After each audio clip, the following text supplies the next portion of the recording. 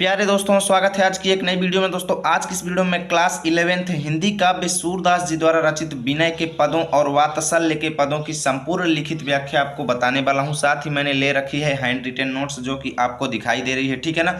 एक एक पद की व्याख्या पहले आपको मैं बुक में समझाऊंगा, फिर अपनी इस हैंड रिटेन नोट्स में दिखाऊंगा कि एग्जाम में आने पर आप लोग उसे किस तरीके से लिखेंगे, ताकि आप लोगों का एक एक डाउट अच्छे तरीके से क्लियर हो सके, साथ ही आप लोग अपनी अच्छी और बेहतरीन नोट्स बना सकें। तो चलिए बिना देरी के वीडियो को शुरू करते हैं।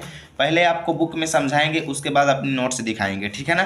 तो यहाँ पर देखो, पहला पद आप सभी के सामने क्या कह रहा है, देखिएगा। बहुत ही अच्छा अर्थ, आप लोग सिंपल तरीके से इसके अर्थ को निकाल लेंगे, बहुत ही ज़्यादा आसान है। देखो, अब कहीं राखिले हु भगवान, हूँ अनाथ बैठो द्रुम डरिया, पारधि साधे बान। अब कहीं राखिले हु भगवान। देखो, एक एक शब्द को समझिएगा, पूरा अर्थ आपके दिमाग में छप जाएगा। मैं आपको अच्छे तरीके से समझा रहा हूँ। ठीक है। देखिए, अब का मतलब अब की बार। ठीक है ना। अब का मतलब अब की बार। राखी मतलब राख लीजिए, बचा लीजिए। राखी मतलब रख लीजिए या बचा लीजिए। लेहु मतलब लीजिए। भगवान मतलब प्रभु, स्वामी, भगवान। तो यहाँ पर देखो, एक भक्त जो कि चिड़िया है, भक्त को किस रूप में लिया गया है? चिड़िया के रूप में लिया गया है। ठीक है ना। बचपन में आप लोग इस कहानी को देखे होंगे, इंग्लिश की बुक में थी ये। ठीक है ना। देखो, भक्त को क्या किया गया है? चिड़िया के रूप में माना गया है। यानी कि एक भक्त जो है, जो कि चिड़िया रूप में है, वो जो है वृक्ष की डाल पर बैठा हुआ है और भगवान से क्या प्रार्थना कर रहा है कि हे भगवान, अब की राख ले हूँ, मतलब इस बार मुझे बचा लीजिए, अब की बार मेरी रक्षा कीजिए। क्या कहता है? हे भगवान, अब की बार मेरी रक्षा कीजिए, मुझे बचा लीजिए। हूँ अनाथ बैठो द्रुम डरिया। भक्त क्या कहता है कि हे प्रभु, मैं अनाथ हूँ और बैठो मतलब बैठा हूँ, द्रुम डरिया मतलब वृक्ष की डाली पर। मैं अनाथ हूँ और वृक्ष की डाली पर बैठा हुआ हूँ। पारधि साधे बान। पारधि मतलब बहेलिया। बहेलिया किसको कहते हैं? जो पक्षियों को मारता है। ठीक है ना। तो यहाँ पर देखो, मैं वृक्ष की डाल पर बैठा हुआ हूँ और नीचे से पारधि मतलब एक बहेलिया, साधे मतलब निशाना बनाए हुए है, बाण मतलब बाण से। यानी कि एक नीचे से एक बहेलिया मेरे ऊपर अपने बाण से निशाना बनाए हुए है। ताके डर मैं भाज्यो चाहत। ताके डर में मतलब उस बहेलिया के डर से। ताके मतलब उसके, यानी बहेलिया के डर से। डर में मतलब डर से। भाज्यो चाहत, मैं भाग जाना चाहता हूँ। पक्षी कहता है, जो भक्त है, जो कि जिसको पक्षी रूप में लिया गया है, सूरदास जी ने भक्त को पक्षी रूप में चित्रित किया है। ठीक है ना। और वो पक्षी क्या कहता है कि उस बहेलिया के डर से मैं भाग जाना चाहता हूँ, परंतु ऊपर ढुके सचान। ऊपर मतलब वृक्ष के ऊपर जो है, ढुके मतलब बैठा हुआ है, सचान मतलब बाज। यानी कि मेरे वृक्ष में, जहाँ पर मैं जिस वृक्ष की डाल पर बैठा हुआ हूँ, उसके ऊपर जो है, ढुके मतलब ताके हुए है, मेरा इंतजार कर रहा है। सचान मतलब एक बाज। ठीक है ना। एक बाज पक्षी जो है मेरा इंतजार कर रहा है। यानी कि अगर मैं ऊपर गई तो वो बाज मुझे झपट के मार देगा, और अगर मैं यहाँ पर बैठी रही तो ये शिकारी मुझे मार देगा। ठीक है ना। यानी दोनों तरफ से वो चिड़िया जो है फंस चुकी है और भगवान से प्रार्थना करती है कि हे प्रभु, इस बार मुझे बचा लीजिए। दुहु भांति दुख भयो आनी। यह आनी, यह मतलब यहाँ पर आनी मतलब आ गया है। दुहु भांति मतलब दोनों तरीके से, दुख मतलब भयो मतलब हो गया है। यानी कि हे स्वामी, यहाँ पर दोनों प्रकार से दुख जो है मेरे ऊपर आ चुका है। ठीक है ना। दोनों भांति मतलब दोनों प्रकार से दुख भयो मतलब दुख हो गया है। आनी यह मतलब यहाँ पर। ठीक है ना। यानी कि यहाँ पर नीचे भी ऊपर भी दोनों तरीके से मेरे ऊपर संकट जो है वो आ पड़ा है। कौन उबारे प्राण।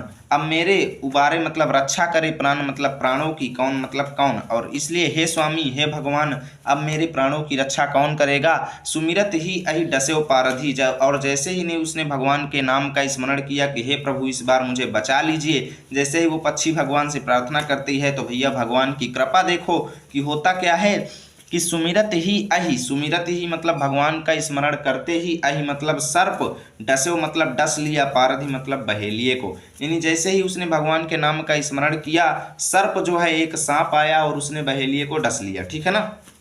पारधि मतलब बहेलिया, और यहाँ पर भी पारधि मतलब बहेलिया। ठीक है ना। बहेलिया को सर्प ने डस लिया और कर छूटे संधान। और कर मतलब उसके हाथों से, छूटे मतलब छूट गया, संधान मतलब बाण। जो बाण उसने पक्षी के ऊपर निशाना बनाए हुए था, और जैसे ही उसको सर्प काटा तो वो बाण जो है वो छूट गया। ठीक है ना। और सूरदास सर लगे सचा नहीं, जय जय कृपा निधान। सूरदास जी कहते हैं कि वो जो बाण छूटा था वो सर में, यानी सिर में लग गया। लग गया मतलब लग गया, सचा नहीं मतलब बाज के। वो जो बाण छूटा बहेलिए के हाथ से, निशाना जो है गड़बड़ हो गया था और वो बाण जो है जा करके बाज के सिर पर लग गया। यानी ऊपर से भी संकट खत्म और नीचे से भी संकट खत्म। तो ये है भगवान की महिमा। देखो कि भगवान की महिमा की वजह से सर्प आया जिसने बहेलिए को डस लिया और बहेलिए के हाथ से निशाना गड़बड़ हो गया और बाण छूटते ही जा करके बाज के सिर पर लग गया। और सूरदास जी कहते हैं कि जय जय कृपा निधान, कृपा निधान, कृपा के सागर, दया करने वाले भगवान श्री कृष्ण आपकी जय हो। ठीक है ना। तो देखो इतना इसका अर्थ मैंने आपको समझाया। अब अगर ये एग्जाम में आ जाता है तो इसको आप लोग कैसे लिखेंगे वो चीज़ चलो मैं आपको दिखाता हूँ। तो देखो दोस्तों, अगर ये पद आपके एग्जाम में आएगा तो सबसे पहले आपको लिखना है एक तरफ अब कहीं राखी, दूसरी तरफ लास्ट के 2 शब्द या एक शब्द लिख सकते हो कृपा निधान। ठीक है ना। संदर्भ आपसे पूछा जाएगा तो संदर्भ में लिखना है प्रस्तुत पद्यांश हमारी पाठ्य पुस्तक हिंदी के काव्य खंड में संकलित एवं सूरदास द्वारा रचित विनय नामक शीर्षक से अवतरित है। ठीक है ना। प्रसंग देखो, इस पद में सूरदास जी ने भगवान कृष्ण को कृपालु बताते हुए उनसे अपनी मुक्ति के लिए प्रार्थना किया है। ठीक है ना। व्याख्या देखो, भक्त जो है, भक्त को किस रूप में लिया गया है? पक्षी के रूप में। ठीक है ना। ऐसे ही आपको एग्जाम में लिखना पड़ेगा तभी अर्थ जो है वो क्लियर होगा। भक्त जो है वो पक्षी के रूप में है, कोष्ठक में लिखेंगे। ठीक है ना। भक्त यानी पक्षी के रूप में भगवान से प्रार्थना करता है कि हे भगवान इस बार मेरी रक्षा कीजिए, मैं अनाथ संसार रूपी वृक्ष की डाल पर बैठा हूं। देखो अब ये वृक्ष जो है इसको क्या मान लिया गया है? एक संसार मान लिया गया है। भक्त के लिए वृक्ष को जो है क्या मान लिया गया? संसार मान लिया गया। यानी मैं अनाथ संसार रूपी वृक्ष की डाल पर बैठा हुआ हूँ। चिड़िया के लिए तो वृक्ष है, लेकिन जो भक्त है उसके लिए वृक्ष को क्या मान लिया गया? संसार मान लिया गया। और कहते क्या है? मैं अनाथ हूँ और संसार रूपी वृक्ष की डाल पर बैठा हुआ हूँ। नीचे से शिकारी जो है जिसको माया मान लिया गया। ठीक है ना। माया रूपी, नीचे से माया रूपी शिकारी ने मेरे ऊपर बाण साध रखा है। यानी कि दोस्तों संसार रूपी वृक्ष की डाल पर जो वृक्ष है, देखो संसार रूपी वृक्ष की डाल पर पक्षी रूपी भक्त जो है वो बैठा हुआ है। ठीक है ना। और उसके नीचे से शिकारी रूपी जो है बहेलिया जो है वो निशाना ताने हुए है। ठीक है ना। माया रूपी, ठीक है ना, माया रूपी शिकारी जो है वो बाण साध रखा है। उसके डर से मैं भाग जाना चाहता हूँ तो ऊपर मुझ पर झपट पड़ने के लिए विषय वासना रूपी बाज मंडरा रखा है। और ऊपर जो है विषय वासना रूपी बाज जो है वो ताके हुए है कि जैसे ही ये वृक्ष से उठता है मैं इसको तुरंत खा लूंगा। यानी कि भक्त जो है क्या कहता है? अगर मैं नीचे जाता हूं तो मैं माया में फंस जाऊंगा और अगर ऊपर जाता हूं तो मैं विषय वासनाओं के जाल में फंस जाऊंगा। और अगर पक्षी की दृष्टि से देखें तो पक्षी नीचे जाएगा तो शिकारी के हाथ हो जाएगा और ऊपर अगर जाता है तो बाज के हाथ हो जाएगा। ठीक है ना। तो दो अर्थ यहाँ पर निकलेंगे, एक भक्त के अर्थ में और एक पक्षी के अर्थ में। तो दोनों को इसी तरीके से समेट करके आपको लिखना है। ऐसे समय में दोनों ओर से मेरे ऊपर संकट आ गया है, ऐसे समय में मेरे प्राणों की रक्षा कौन कर सकता है? तब पक्षी भक्त ने, देखो पक्षी जो है उसको भक्त माना गया है, तो भक्त ने भगवान का स्मरण किया, तभी तत्काल उन्होंने ज्ञान रूपी सर्प को भेज दिया। अब देखो सर्प जो वहां पर आया उसको ज्ञान मान लिया गया। ठीक है ना। कि जो भक्त है उसके अंदर ज्ञान उत्पन्न हुआ और इससे हुआ क्या कि जो सर्प था जिसने आकर शिकारी को डस लिया, जिससे उसके हाथ से धनुष की डोरी पर चढ़ा हुआ बाण छूट गया जो जाकर बाज को लगा। ठीक है ना। इस प्रकार शिकारी और बाज दोनों मर गए, अर्थात ज्ञान के द्वारा मोह माया और समस्त विषय विकार नष्ट हो गए। ठीक है ना। आगे देखो, हे दया के भंडार भगवान आपकी जय हो। सूरदास जी कहते हैं कि हे दया के सागर भगवान आपकी जय हो। ठीक है ना। काव्यगत सौंदर्य देख लो, भाषा रहेगी ब्रज, शैली रहेगी मुक्तक, रस रहेगा शांत, छंद रहेगा गेय, पद गुण रहेगा प्रसाद। आप लोग इसका स्क्रीनशॉट ले लो। ठीक है ना। ताकि आपको व्याख्या लिखने में आसानी हो। ठीक है ना। अब चलिए चलते हैं हम पद नंबर 2 पर। तो देखिए दोस्तों, दूसरा पद है आप सभी के सामने, मेरो मन अनत कहाँ सुख पावे, जैसे उड़ी जहाज कौ पक्षी फिर जहाज पर आवे, कमल नयन को छाड़ी महातम और देव को ध्यावे, मेरा मन अनत कहाँ सुख पावे। देखो एक एक शब्द को समझिएगा। सूरदास जी कहते हैं कि मेरा मन मतलब मेरा मन, अनत मतलब अन्यत्र यानी दूसरी जगह पर, मेरा मन अन्यत्र यानी दूसरी जगह पर, कहाँ मतलब कैसे सुख पावे मतलब सुख पा सकता है। कहते हैं यहाँ पर सूरदास जी कि हे भगवान श्री कृष्ण, हे भगवान मेरा मन जो है आपकी भक्ति के बिना दूसरी जगह पर सुख कैसे प्राप्त कर सकता है। मेरा मन जो है आपकी भक्ति के बिना कुछ अपने से भी ऐड करना पड़ता है, ठीक है ना। तो सूरदास जी कहते हैं कि मेरा मन जो है आपकी भक्ति के बिना अन्यत्र यानी दूसरी जगह पर सुख कहाँ पर प्राप्त करेगा, यानी दूसरी ऐसी कौन सी जगह है जहाँ पर आपकी भक्ति के बिना मुझे सुख मिल जाए, ठीक है ना। यानी कि सूरदास जी कहते हैं कि मेरा मन जो है आपकी भक्ति के बिना अन्यत्र यानी दूसरी जगह पर कहीं भी सुख प्राप्त नहीं कर सकता है। जैसे उड़ी जहाज को पक्षी फिर जहाज पर आवे, जैसे जो पानी में जहाज, जो बड़े बड़े जहाज होते हैं ना, जिनमें से देश विदेश सामान ट्रांसफर किया जाता है, तो उनमें जो पक्षी होते हैं तो वो क्या करते हैं, पानी में जब जहाज चल रहा होता है तो वो जमीन की तलाश करने के लिए जहाज से उड़ जाते हैं और काफ़ी दूर तक उड़ते रहते हैं, सोचते हैं कहीं पर तो ज़मीन मिल जाए। लेकिन होता क्या है कि जब उनको ज़मीन नहीं मिलता तो फिर जहाज पर आ जाते हैं। तो वही कहते हैं कि जैसे उड़ी जहाज को पक्षी, जिस प्रकार जहाज में रहने वाला पक्षी, जहाज को पक्षी मतलब जहाज में रहने वाला पक्षी उड़ करके फिर से जहाज पर आकर बैठ जाता है, जहाज से उड़ करके आश्रय के लिए उड़ता है कि कहीं पर सहारा मिल जाए, परंतु सहारा न मिलने पर वह फिर जहाज पर बैठ जाता है। इसलिए कमल नयन कौ छोड़ी, कमल नयन कौ छाड़ी महात्म और देव कौ ध्यावे। कमल नयन मतलब भगवान श्री कृष्ण, कमल नयन का मतलब जिसके नेत्र कमल के समान हो, तो भगवान श्री कृष्ण, यानी भगवान श्री कृष्ण कौ मतलब की, छाड़ी मतलब छोड़ करके, महात्म मतलब महिमा को, इसलिए भगवान श्री कृष्ण की महिमा को त्याग करके, इसलिए भगवान श्री कृष्ण की महिमा को छोड़ करके और देव कौ ध्यावे, और देव मतलब और देवताओं, कौ मतलब क्यों, ठीक है ना, और देवताओं का मतलब क्यों, ध्यावे मतलब भक्ति करूं। यानी कि जब ऐसा होता है कि भाई यहाँ पर होता क्या है कि अगर जहाज का पक्षी जो है सहारा लेने के लिए जाता है, कहीं दूसरी जगह पर ढूंढता है, नहीं पाता सहारा, तो फिर उसी जगह पर आता है। इसलिए मैं कमल नयन यानी कमल के समान नेत्र वाले भगवान श्री कृष्ण की महिमा को छोड़ करके दूसरे देव की उपासना, दूसरे देव की भक्ति क्यों करूं, क्योंकि मुझे भी कहीं पर सुख नहीं मिलेगा और फिर मैं लौट करके भगवान श्री कृष्ण की ही भक्ति करूंगा। इसलिए मेरा मन जो है कहीं दूसरी जगह पर सुख प्राप्त नहीं कर पाएगा और इसलिए मैं भगवान श्री कृष्ण की भक्ति बिल्कुल भी नहीं छोड़ूंगा, सूरदास जी कहते हैं, ठीक है ना। और यहाँ पर देखो होता क्या है, परम गंग कौ छाड़ी पियासव दुर्मति कूप खनावे। देखो दुर्मति मतलब मूर्ख व्यक्ति, दुर्बुद्धि वाला व्यक्ति। तो सूरदास जी कहते हैं कि वो मूर्ख होगा, वह मूर्ख होगा जो अपनी प्यास बुझाने के लिए, पियासव मतलब प्यासा व्यक्ति, वह प्यासा व्यक्ति मूर्ख होगा जो अपनी प्यास बुझाने के लिए परम गंग यानी पवित्र गंगा का छाड़ी मतलब परम पवित्र गंगा को छोड़ करके कूप खनावे, कुआं खनवाएगा यानी कुएं का निर्माण कराएगा। खनावे मतलब खुदवाएगा, निर्माण करवाएगा। यानी वह प्यासा व्यक्ति मूर्ख होगा जो अपनी प्यास बुझाने के लिए गंगा को छोड़ करके कुएं का निर्माण करवाएगा, ठीक है ना। यानी कि यहाँ पर देखो माना क्या गया है, गंगा को यहाँ पर भगवान श्री कृष्ण मान लिया गया है और प्यासे व्यक्ति को सूरदास जी स्वयं को मान लिए हैं कि अगर मैं प्यासा व्यक्ति बन जाऊंगा तो मैं अगर पानी पीने जाऊंगा तो गंगा को छोड़कर मैं कुएं का निर्माण नहीं करवाऊंगा, इसलिए मैं भगवान श्री कृष्ण की भक्ति जो है कभी भी नहीं त्यागूंगा, ठीक है ना। जिह मधुकर अंबुज रस चाख्यो क्यों करील फल भावे। कहते हैं कि जिस प्रकार जी मतलब जिस प्रकार मधुकर यानी भंवरे को, अंबुज रस यानी कमल के रस को, ठीक है ना, जिस प्रकार भंवरा जो है कमल के रस को चाख्यो मतलब चख लेने के बाद, क्यों मतलब क्यों, करील फल, करील का फल, ठीक है ना, जो बहुत ज़्यादा कड़वा होता है, तो क्यों करील का फल भावे मतलब पसंद करेगा। यानी कि जिस प्रकार भंवरा व्यक्ति कमल के रस को चखने के बाद करील के फल को बिल्कुल भी पसंद नहीं करेगा, करील के फल को बिल्कुल भी पसंद नहीं करेगा, उसी प्रकार सूरदास प्रभु कामधेनु तज छेरी कौन दुहावे। सूरदास जी कहते हैं कि हे प्रभु, कामधेनु मतलब ऐसी गाय है जो सबकी इच्छाओं को पूर्ति करती है, ठीक है ना।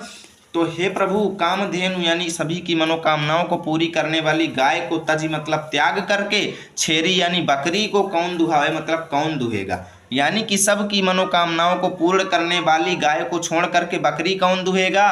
तो कहने का मतलब यानी यहाँ पर भगवान श्री कृष्ण को कामधेनु मान लिया गया है और यहाँ पर बकरी किसको मान लिया गया है, सूरदास जी ने स्वयं को बकरी मान लिया है। तो वही चीज़ यहाँ पर देखो आप लोग अलग अलग यहाँ पर उपमा की जा रही है बार बार, ठीक है ना।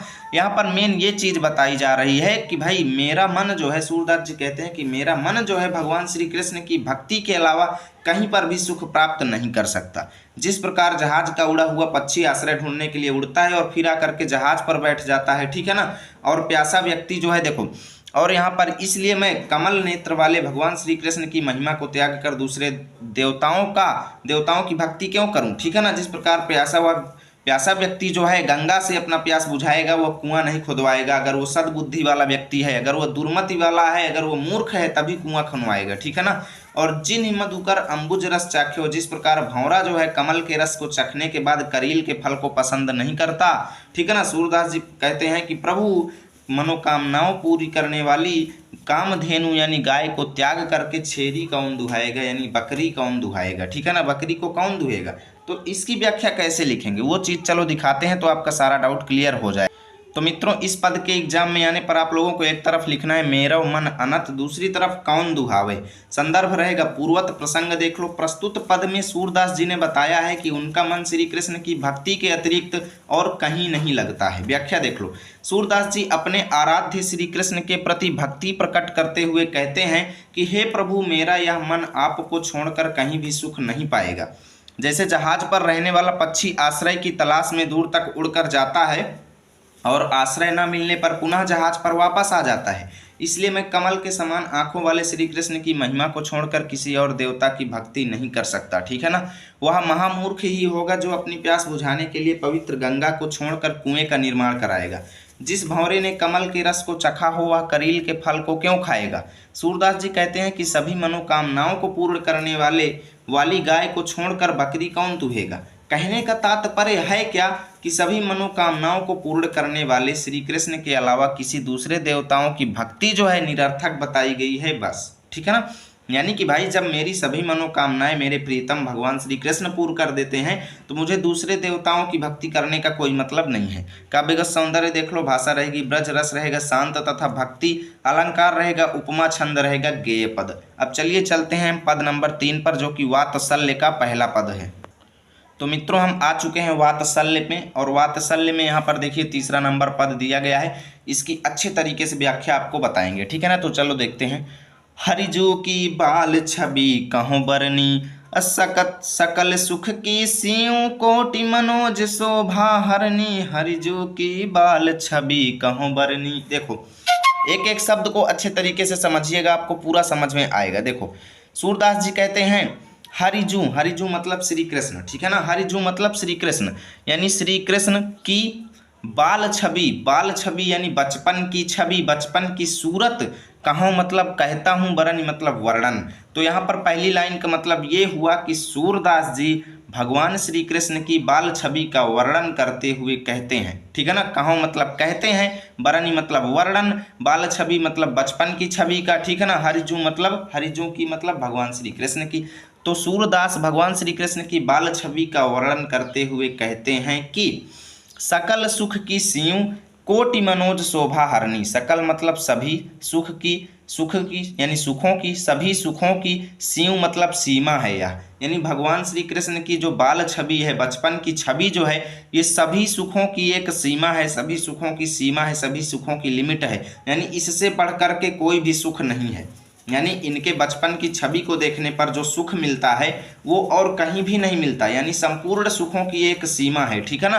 कोटि मनोज शोभा हरनी, कोटि मतलब करोड़ों, मनोज मतलब कामदेव की, शोभा मतलब सुंदरता को, हरनी मतलब हर लेने वाली है, दूर करने वाली है। यानी कि भगवान श्री कृष्ण की जो बाल छवि है ये करोड़ों कामदेवों की शोभाओं को हर लेने वाली है। करोड़ों कामदेव, कामदेव किसको कहा गया है, देवताओं में सबसे सुंदर देवता जिसको कामदेव कहा गया है, ठीक है ना। तो कहते हैं कि ये इनकी जो शोभा है, इनकी सुंदरता जो है करोड़ों कामदेव की शोभा को हर लेने वाली है, ठीक है ना। कामदेव को सबसे सुंदर देवता माना गया है, लेकिन यहाँ पर सूरदास जी कहते हैं कि भाई जो श्री कृष्ण के बाल छवि है, श्री कृष्ण की बचपन की जो छवि है, ये सभी सुखों की सीमा है तथा करोड़ों कामदेवाओं की सुंदरता की, करोड़ों कामदेवों की सुंदरता को हर लेने वाली है, ठीक है ना।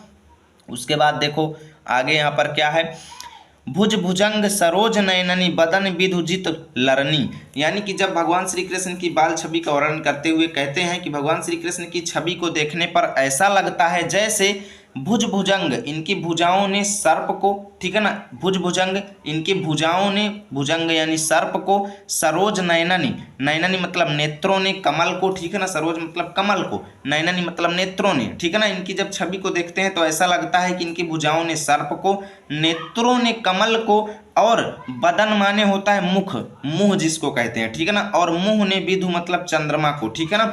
मुंह ने चंद्रमा को जीत मतलब जीत लिया है, लड़नी मतलब लड़ करके।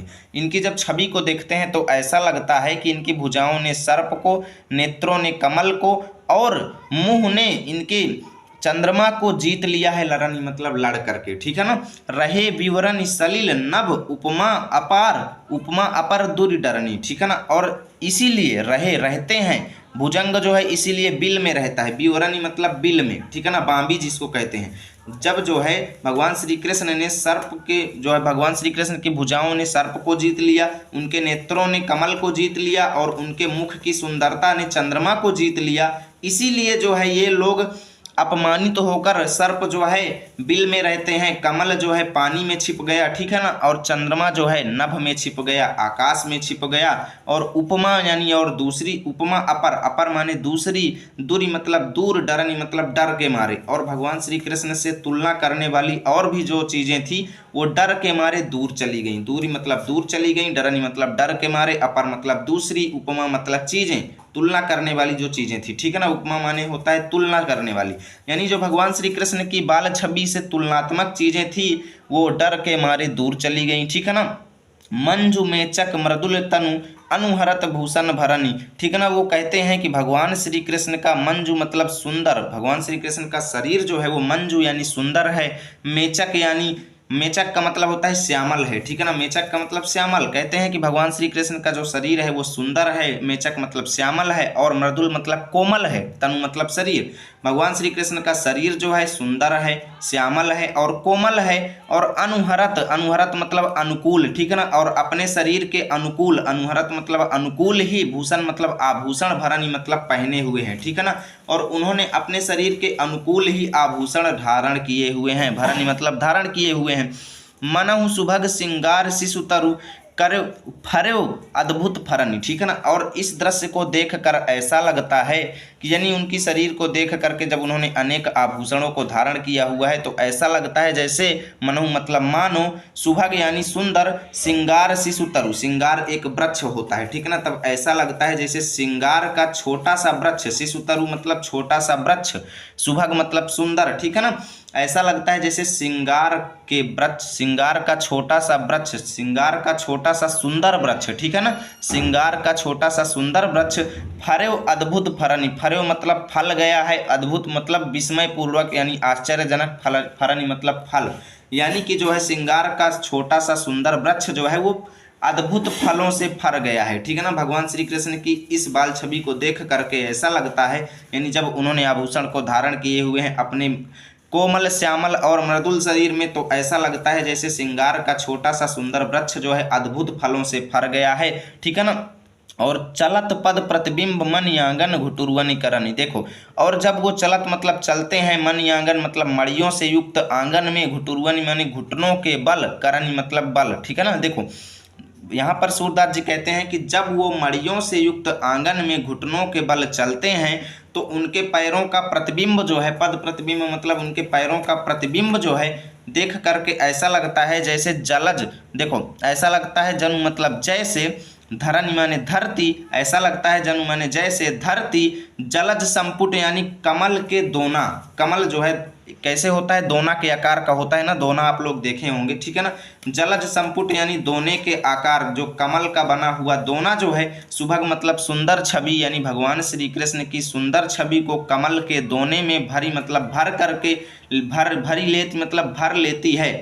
ठीक है ना। यानी ऐसा लगता है जब इस दृश्य को देखते हैं कि मड़ियों से युक्त आंगन में जब भगवान श्री कृष्ण घुटनों के बल चलते हैं तो उनके पैरों के प्रतिबिंब को देखकर ऐसा लगता है जन्म माने जैसे धरती जो है वो कमल के बने हुए दोने में उनकी सुंदर छवि को भर लेती है। ठीक है ना। ऐसा लगता है जैसे कि धरती ने भगवान श्री कृष्ण की सुंदर छवि को कमल के बने हुए दोने में भर लिया है।